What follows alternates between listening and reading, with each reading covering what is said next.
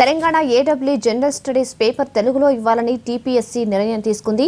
దీనికి సంబంధించిన మరింత సమాచారాన్ని మా ప్రతినిధి సోమగోపాల్ అందిస్తారు. సోమగోపాల్, జనరల్ స్టడీస్ పేపర్ కు సంబంధించిన వివరాలు ఏమిటి?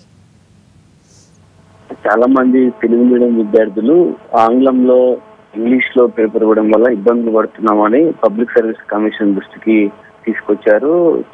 రాష్ట్రం ఏర్పడ్డాక తొలిసారి నోటిఫికేషన్లు విడుదలవుతున్నాయి. ఇది కూడా ఎప్పుడూ లేని విధంగా ఒకేసారి 30,000 మంది ఆన్లైన్ లో రేపు పరీక్ష రాయబోతున్నారు. రేపే ఈ ఎగ్జామ్ జరగబోతుంది. అన్ని ప్రాంతాల నుంచి విద్యార్థుల నుండి వచ్చిన వినతుల్ని పరిశీలించిన తర్వాత తెలుగు మీడియంలో కూడా పేపర్ ఇవ్వాలని నిర్ణయం తీసుకుంది.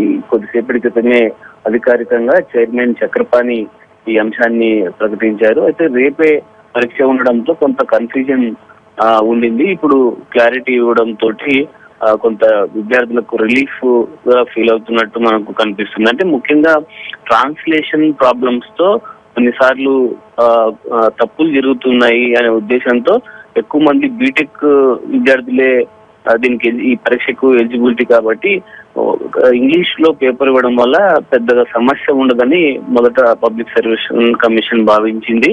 అయితే విద్యార్థులు తెలుగు మీడియం బ్యాక్గ్రౌండ్ లో ఉండి ఇంగ్లీష్ మీడియం చదవడం వల్ల కొన్ని సమస్యలు వస్తున్నాయని దృష్టికి తీసుకురావడంతో తన నిర్ణయాన్ని కమిషన్ వెనక్కి తీసుకుంది.